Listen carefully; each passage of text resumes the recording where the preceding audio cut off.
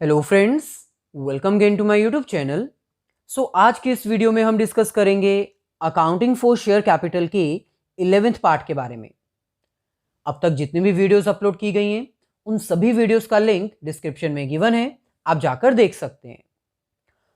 Accounting for share capital के 11th part में आज हम डिस्कस करेंगे treatment of call in arrear और ये अंडरस्टैंड करेंगे कि कॉल इन एरियर होता क्या है, इसके क्या ट्रीटमेंट्स किए जाते हैं और इसके रिगार्डिंग जर्नल एंट्रीज कैसे रिकॉर्ड की जाती हैं with the help of numerical example.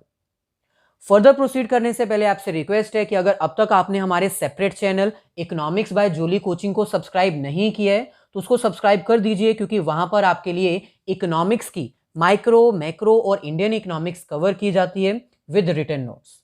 Link description में गिवन है।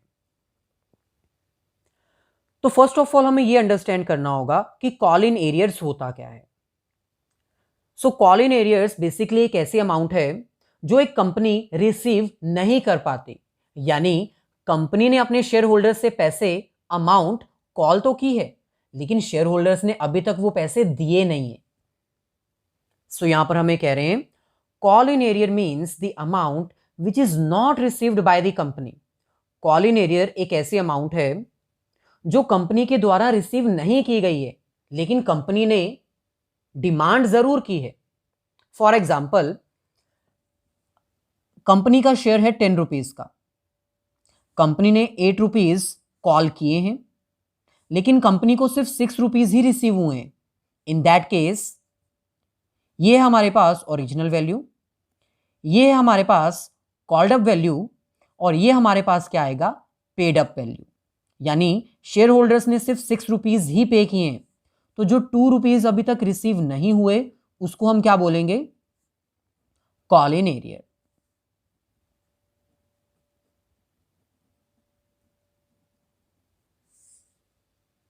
So it is that part of called up value which is not received by the company from their shareholders. So call in arrear called up value का वो part है जो company ने मंगवा तो लिया है लेकिन शेयर होल्डर्स ने अभी तक पे नहीं किया। नेक्स्ट हमारे पास है treatment of call in arrear. अब जब भी कोई शेयर होल्डर अमाउंट पे नहीं करता, in that case 2 separate treatments के अकॉर्डिंग आपको जर्नल एंट्रीज रिकॉर्ड करनी होती है। फर्स्ट हमारे पास है without opening call in arrear account और सेकंड हमारे पास है by opening call in arrear account. ये 2 सेपरेट ट्रीटमेंट्स हैं जिसमें फर्स्ट हमें क्या कह रहे हैं कि अगर कोई शेयर होल्डर अमाउंट पे नहीं करता, in that case call in arrear account open ना करते हुए हम जर्नल एंट्रीज पास कर सकते हैं। लेकिन अगर आपको कॉल इन एरियर की अमाउंट शो करनी है, ये शो करना है कि शेयर होल्डर्स ने पैसे नहीं दिए, इन दैट केस आप call in arrear account open भी कर सकते हैं। दोनों ही ट्रीटमेंट्स कैसे किए जाते हैं, कैसे इनकी जर्नल एंट्रीज रिकॉर्ड की जाती हैं, ये प्रॉपर वे में हम एक्सप्लेन करेंगे with the help of numerical example. चलिए, ये है हमारे पास फर्स्ट क्वेश्चन जो कि स्मॉल क्वेश्चन है, जिसको हम सॉल्व करेंगे सिर्फ और सिर्फ इतना अंडरस्टैंड करने के लिए कि कॉल इन एरियर का ट्रीटमेंट क्या किया जाता है अंडर डिफरेंट केसेस। क्वेश्चन में हमें कह रहे हैं first call of ₹2 per share on 10,000 shares is called. All money was received except first call on 500 shares. यहां पर हमें कह रहे हैं कि 10,000 शेयर्स जो कंपनी ने ऑलरेडी इशू किए हुए हैं, उसके ऊपर एप्लीकेशन और अलॉटमेंट कॉल कर चुकी हैं। फर्स्ट कॉल जो कि 2 रुपीज की है वो कॉल की गई है। तो सबसे पहले हम फर्स्ट कॉल को ड्यू करने की एंट्री रिकॉर्ड करते हैं। यहां पर हमारे पास आएगी entry equity share first call account debit to equity share capital. ये ड्यू करने की एंट्री है, जिसका मतलब क्या है, जिसका मतलब ये है कि इक्विटी शेयर की फर्स्ट कॉल से जो पैसा हमें मिलेगा उसको हम इक्विटी शेयर कैपिटल में ट्रांसफर करेंगे। अभी पैसा मिला नहीं है, ये सिर्फ ड्यू करने की एंट्री है। ओवरऑल 10,000 शेयर्स हैं और 2 रुपीज़ की फर्स्ट कॉल है। सो यहां पर हमारे पास आ जाएगा 20,000। सो ये ड्यू करने की एंट्री है। अब हम अमाउंट रिसीव करने की एंट्री पास करेंगे और हमें पता है कि यहां पर एक शेयर होल्डर ऐसा है जिसके पास 500 शेयर्स हैं और उसने पैसे नहीं दिए हैं। अब उसके अकॉर्डिंग हमें यहां पर कॉल इन एरियर का ट्रीटमेंट करना होगा। सबसे पहले हम फर्स्ट ऑप्शन चूज करते हैं,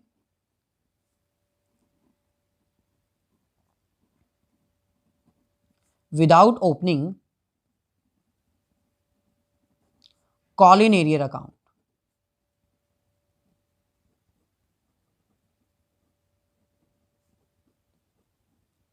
सो अगर आप अपनी बुक्स में कॉल इन एरियर अकाउंट को ओपन नहीं करना चाहते, इन दैट केस आपको क्या एंट्री पास करनी होगी? सिंपल, आपको अमाउंट रिसीव हो रही है यानी bank account debit, total 10,000 shares हैं, इसमें से 500 शेयर होल्डर्स ने पैसे नहीं दिए यानी कि 9500 शेयर होल्डर्स ने पैसे दे दिए हैं। सो जो पैसा मिल रहा है उसको बैंक अकाउंट में डेबिट किया जाएगा। सो ये हमारे पास आ जाएगा 19,000। अब क्योंकि आप call in arrear account open नहीं करना चाहते तो डायरेक्टली जो पैसा मिला आप उसी को रिकॉर्ड करोगे, कॉल इन एरियर को रिकॉर्ड नहीं किया जाएगा। To equity share first call 19,000। So ये हमारे पास first treatment, first entry amount को ड्यू करने की, शेयर फर्स्ट कॉल से जो 20,000 हमें रिसीव होगा उसको हम शेयर कैपिटल में ट्रांसफर करेंगे, लेकिन एक्चुअल में हमें कितना रिसीव हुआ? 19,000। जो पैसा नहीं मिला हमने उसको शो नहीं किया क्योंकि फर्स्ट ट्रीटमेंट क्या है? Without opening call in arrear account. लेकिन अगर आप call in arrear account open करना चाहते हैं, आप अपने बुक्स में वो अमाउंट शो करना चाहते हैं जो नहीं मिली, इन दैट केस एंट्रीज क्या रिकॉर्ड की जाएंगी?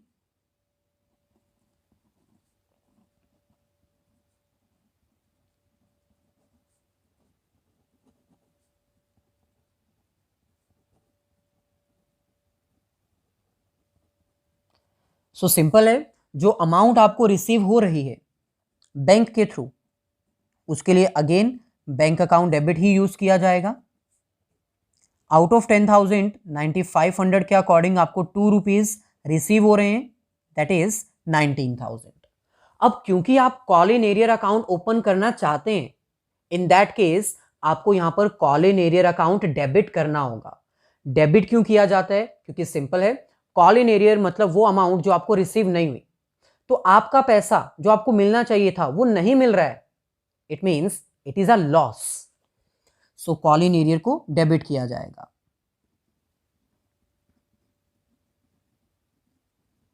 सो call in arrear account debit, 500 shares के ऊपर आपको 2 रुपीज नहीं रिसीव हुए, सो यहां पर आ जाएगा 1000। और लास्ट में आप यहां पर कितने अमाउंट लिखोगे? To equity share first call, that is total 20,000। So ये एक छोटा सा क्वेश्चन था जिसकी हेल्प से हमने आपको ये अंडरस्टैंड करवाया कि अगर आप call in arrear account open नहीं करना चाहते, इन दैट केस आप नॉर्मल एंट्री रिकॉर्ड करिएगा without opening call in arrear account. और अगर आप ओपन करना चाहते हैं तो आपको call in arrear account debit करना होगा क्योंकि वो आपका लॉस है। अगर पर्सनल प्रेफरेंस की बात कही जाए तो आपको हमेशा यही प्रेफर करना चाहिए क्योंकि जब आप शेयर फोरफिट करोगे तो कॉल इन एरियर आपको हेल्प करेगा शेयर फोरफिट करने के टाइम पर। अदरवाइज आप कोई भी ट्रीटमेंट प्रेफर कर सकते हैं।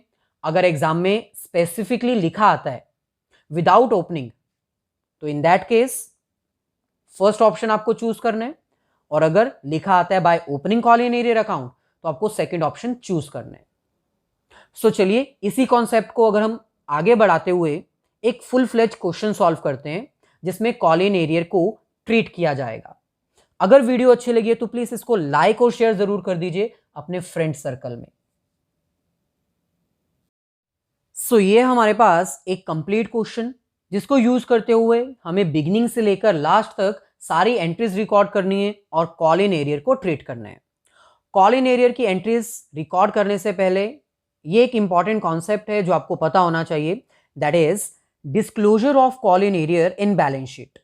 यानी कंपनीज की बैलेंस शीट में कॉल इन एरियर कहां पर डिस्क्लोज किया जाता है? तो सिंपल है, कॉल इन एरियर का मतलब होता है वो अमाउंट जो आपको रिसीव नहीं हुई। अब क्योंकि ये अमाउंट आपको रिसीव ही नहीं हुई, इसलिए इसका ट्रीटमेंट क्या किया जाएगा? It is deducted from the amount of subscribed but not fully paid up capital.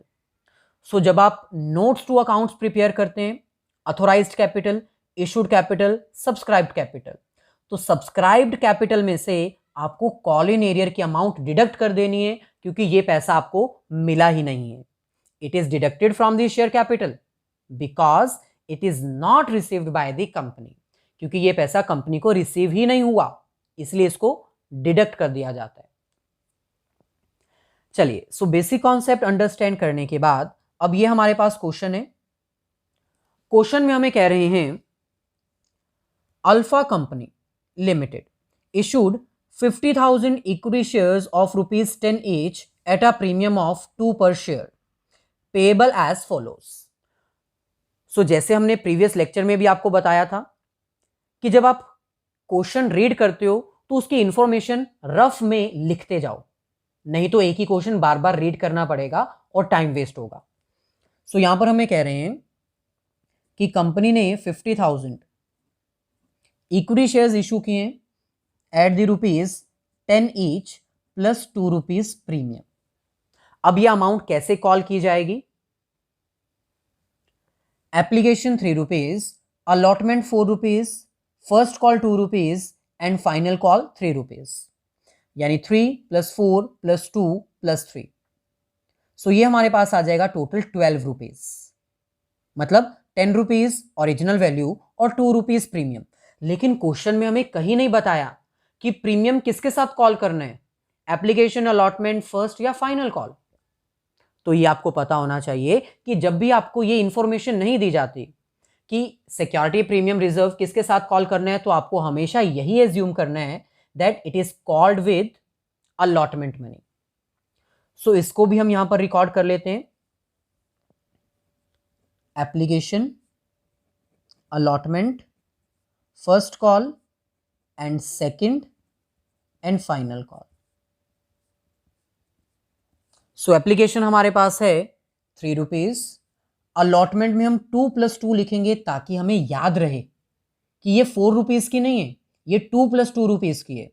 2 rupees original and 2 rupees premium आपको सेपरेट लिखना है ताकि याद रहे।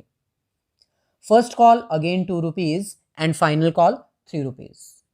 सो ये टोटल हो गया 10 + 2 रुपीज। क्वेश्चन में हमें फर्दर कह रहे हैं applications were received for 65,000 equity shares. Company ने 50,000 शेयर्स इशू किए हैं, लेकिन पब्लिक ने अप्लाई किया है 65,000 शेयर्स के लिए।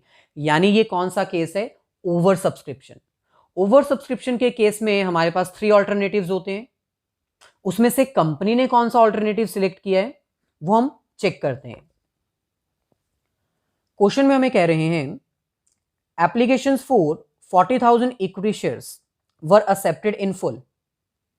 10,000 equity shares were allotted to the applicants of 20,000 equity shares and application for 5,000 equity shares were rejected.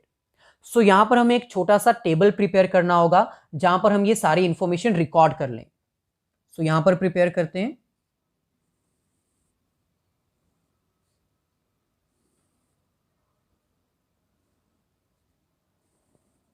सो यहां पर लिखेंगे एप्लीकेशंस जो कि हमें रिसीव हुई हैं और यहां पर हम लिखेंगे अलॉटमेंट। सो कंपनी को टोटल कितनी एप्लीकेशंस रिसीव हुई हैं? 65,000। और कंपनी कितनी अलॉट कर सकती है? मैक्सिमम 50,000। फर्स्ट कैटेगरी हमारे पास है जिसमें हमें कह रहे हैं कि कंपनी ने 40,000 एप्लीकेंट्स को 40,000 शेयर्स अलॉट कर दिए। सेकेंड कैटेगरी में हमें कह रहे हैं कि जिन्होंने अप्लाई किया था 20,000 शेयर्स के लिए, उनको हमने 10,000 शेयर्स तो अलॉट कर दिए, लेकिन बाकी जो बच गए 10,000 उसको हमने क्या ट्रीट किया, as an advance. Remaining third category 5000, इनको हम क्या कर देंगे, रिजेक्ट, यानी इनके अमाउंट हमें वापस करनी होगी। यही इंफॉर्मेशन हमें पूरे क्वेश्चन में गिवन है। लास्ट हमें कह रहे हैं the amount due were duly received. So जो भी पैसा मिलना था वो सारा मिल गया, लेकिन फर्स्ट कॉल और फाइनल कॉल में कुछ शेयर होल्डर्स ऐसे हैं जिन्होंने पैसा नहीं दिया। जैसे फर्स्ट कॉल में 1000 इक्विटी शेयर्स ने पैसे नहीं दिए और फाइनल कॉल में 1500 इक्विटी शेयर्स ने पैसे नहीं दिए, यानी अलॉटमेंट तक हम सारे पैसे रिसीव कर चुके हैं, हमें सारी अमाउंट रिसीव हो चुकी है। तो इस इंफॉर्मेशन के अकॉर्डिंग अब हम अलॉटमेंट की ट्रांजैक्शंस रिकॉर्ड करते हैं। सो ये हमारे पास जर्नल का फॉर्मेट। फर्स्ट ऑफ ऑल हमें यहां पर हेडिंग मेंशन करनी होगी, journal in the books of alpha company limited, date particular, ledger folio, debit, credit. अब क्वेश्चन में हमें डेट्स तो नहीं गिवन है, इसलिए हम यहां पर सीक्वेंस नंबर राइट डाउन करेंगे। फर्स्ट एंट्री, अब आपको पता होना चाहिए कि क्या सीक्वेंस होता है जर्नल एंट्रीज को रिकॉर्ड करने का, क्योंकि 10 पार्ट्स हम ऑलरेडी अपलोड कर चुके हैं। अगर उसमें से कोई भी पार्ट आपने मिस किया है तो वीडियोस का लिंक डिस्क्रिप्शन में गिवन है, जरूर से जाकर देख लीजिएगा। फर्स्ट एंट्री हमारे पास आती है अमाउंट रिसीव करने की। सो यहां पर हम रिकॉर्ड करेंगे bank account debit to equity share application, यानी शेयर एप्लीकेशन के अगेंस्ट हमें अमाउंट रिसीव हो रही है। अब कंपनी ने तो 50,000 शेयर्स इशू किए थे, लेकिन पब्लिक ने तो 65,000 के लिए अप्लाई कर दिया। इसका मतलब कंपनी को कितने पैसे रिसीव हुए होंगे, कितनी अमाउंट रिसीव हुई होगी, 65,000 applications multiply 3 rupees of application. So ये हमारे पास आएगा 1,95,000। अब यहां पर आपको नरेशन हर एक एंट्री के साथ लिखनी है, being application money received. Application money जो हमें रिसीव्ड होती है उसको हम क्या करते हैं, अपने शेयर कैपिटल में ट्रांसफर करते हैं। तो सेकेंड एंट्री क्या आएगी, जो हमें अमाउंट रिसीव हुई है इक्विटी शेयर एप्लीकेशन के अगेंस्ट, उसको हम ट्रांसफर करेंगे इक्विटी शेयर कैपिटल में। सो जो पैसा हमें रिसीव हुआ 195, इसको हम कहां ट्रांसफर करेंगे, शेयर कैपिटल में। लेकिन आपको याद रखना होगा कि शेयर कैपिटल में हमेशा ओरिजिनल शेयर्स की वैल्यू ही रिकॉर्ड की जाती है। इसका मतलब 65,000 एप्लीकेशंस जो हमें रिसीव हुई थी, उसमें से कंपनी ओरिजिनली कितनी इशू कर सकती है, सिर्फ 50,000। सो यहां पर हम हमेशा ओरिजिनल अमाउंट ही ट्रांसफर करते हैं, दैट इज 150। और रिमेनिंग का ट्रीटमेंट क्या किया जाएगा, ये हम आपको ऑलरेडी एक्सप्लेन कर चुके हैं। 10,000 शेयर्स को एज एन एडवांस रखा गया है अलॉटमेंट के लिए, और 5,000 शेयर्स को रिजेक्ट किया गया है। तो इसको हम यहां पर रिकॉर्ड करते हैं। अब जिनको रिजेक्ट किया गया है उनके पैसे वापस करने होंगे, इसलिए हम यहां पर क्या लिखेंगे, टू बैंक, 5,000 इंटू 3, 15,000। और जिनके पैसे एडवांस रखे गए हैं अलॉटमेंट के लिए, उसके लिए हम यहां पर क्या लिखेंगे, to equity share allotment, 10,000 into 3। So ये आएगा 30,000। सो हो गया डेबिट और क्रेडिट इक्वल 195, 195। 65 शेयर्स थे जिसमें से 50 कैपिटल में ट्रांसफर किए, 5,000 रिफंड और 10,000 एज एन एडवांस। ऐसे ही अब हमें थर्ड एंट्री रिकॉर्ड करनी है। थर्ड एंट्री हमारे पास आती है अलॉटमेंट को ड्यू करने की। आपको सीक्वेंस याद होना चाहिए कि सबसे पहले अलॉटमेंट की अमाउंट ड्यू की जाती है, उसके बाद उसके पैसे मिलते हैं। सो एंट्री क्या आएगी, equity share allotment account debit to equity share capital. इसका मतलब क्या है इक्विटी शेयर अलॉटमेंट से जो पैसा मिलेगा, अभी मिला नहीं है, जो मिलेगा, जो रिसीव होगा, उसको हम शेयर कैपिटल में ट्रांसफर करेंगे, तो इसको बोलते हैं ड्यू करने की एंट्री। यहां पर आपको याद रखना होगा कि टोटल जो 65,000 एप्लीकेशंस रिसीव हुई थी, उसमें से 5 हमने रिजेक्ट कर दी और 10,000 का एडवांस रख लिया, तो 65 में से 15 का ट्रीटमेंट तो ऑलरेडी हो चुका है। ओरिजिनली कितने शेयर्स बचे जो कंपनी ने अलॉट करने हैं? 50,000। सो एंट्री 50,000 के अकॉर्डिंग यहां पर रिकॉर्ड की जाएगी। 50,000 मल्टीप्लाई 4, क्योंकि अलॉटमेंट 4 रुपीज की है,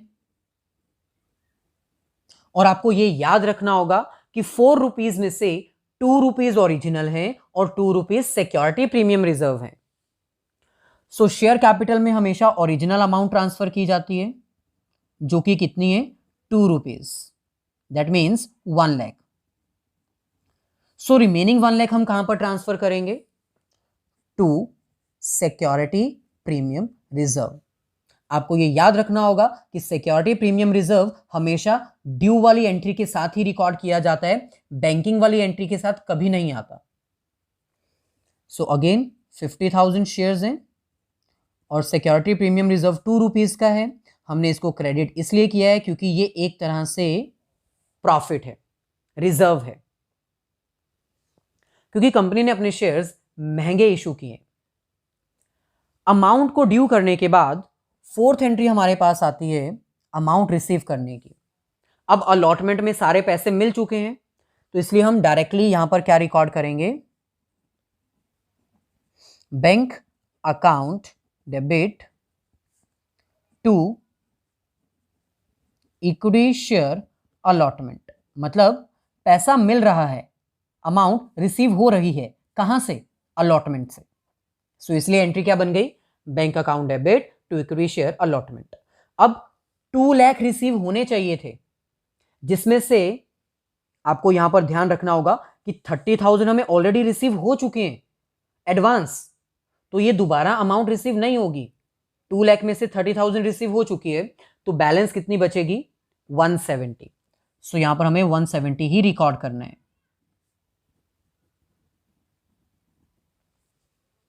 ऐसे ही फिफ्थ एंट्री हमारे पास आती है फर्स्ट कॉल को ड्यू करने की।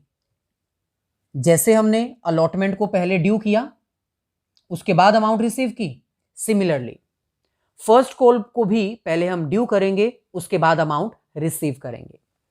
सो यहां पर लिखेंगे equity share first call account debit to equity share capital. So 50,000 shares हैं और फर्स्ट कॉल 2 रुपीज की है, सो यहां पर हमारे पास क्या आएगा? 1 लाख एंड 1 लाख। अब यहां पर आपको ध्यान रखना होगा, क्वेश्चन में हमें कह रहे हैं कि अलॉटमेंट तक तो हमें सारे पैसे मिल चुके थे, except first call 1000 equity shares. So सारे पैसे मिल चुके हैं, लेकिन फर्स्ट कॉल में एक बंदा ऐसा है जिसके पास 1000 शेयर्स हैं, उसने पैसा नहीं दिया। सो यहां पर हम कैलकुलेशन कर लेते हैं।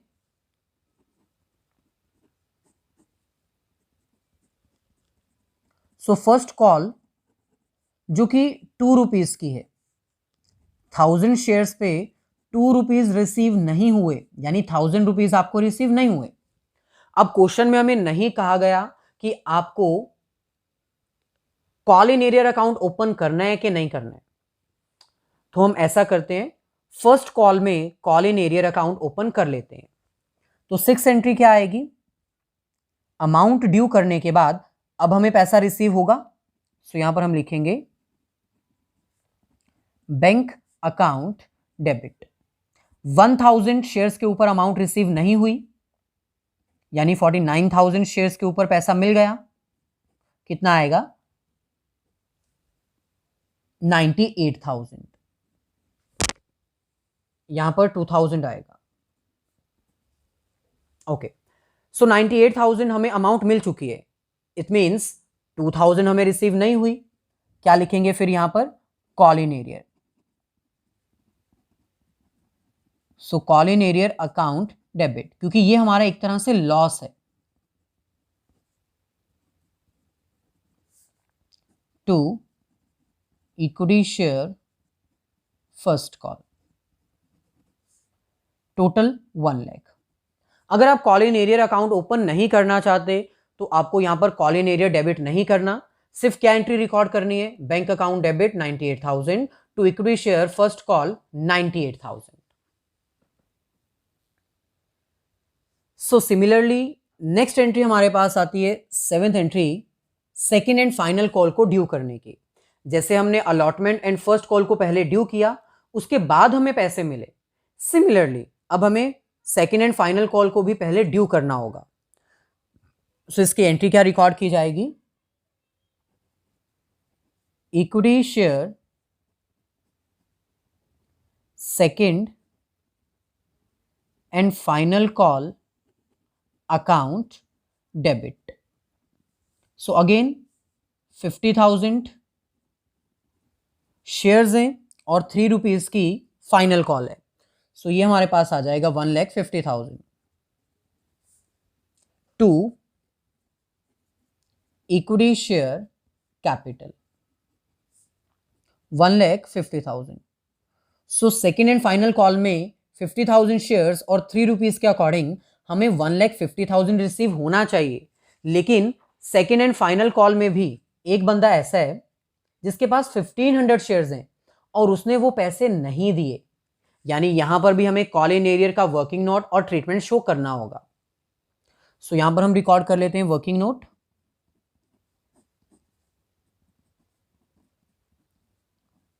फाइनल कॉल जो कि 3 रुपीज की है। सो 1500 शेयर्स हैं और 3 रुपीज के अकॉर्डिंग हमें 4500 रुपीज नहीं रिसीव हुए। तो 8th एंट्री फाइनली अब हमें अमाउंट रिसीव करने की रिकॉर्ड करनी है। सो यहां पर लिखेंगे bank account debit, out of 1,50,000 4500 हमें रिसीव नहीं हुआ, तो जो नहीं रिसीव हुआ उसको माइनस कर दो, तो बैलेंस अमाउंट हम यहां पर रिकॉर्ड कर सकते हैं, दैट इज 1,45,500। ये वो अमाउंट है जो हमें मिल चुकी है। अगर यहां पर आप call in arrear account open नहीं करना चाहते तो डायरेक्टली आपको अब यहां पर क्या लिखने, to equity share second and final call 1,45,500। लेकिन क्योंकि हमने प्रीवियस एंट्री में call in arrear account open किया था, सो यहां पर भी अब हमें call in arrear account open करना ही होगा। कॉल इन एरियर एक तरह का लॉस है, इसलिए हम यहां पर इसको रिकॉर्ड करेंगे 4500 to equity share second and final call 1,50,000। So ये थी हमारी आज की वीडियो जिसमें हमने कॉल इन एरियर क्या होता है, क्या इसका ट्रीटमेंट है, क्या इसका डिस्क्लोजर है, डिटेल में अंडरस्टैंड किया with the help of numerical example. अगर वीडियो अच्छी लगी है तो प्लीज इसको लाइक और शेयर जरूर कर दीजिए अपने सभी फ्रेंड सर्कल में, और अगर इकोनॉमिक्स बाय जोली कोचिंग को सब्सक्राइब नहीं किया है तो वो भी कर दीजिए। सारी वीडियोस का लिंक डिस्क्रिप्शन में गिवन है।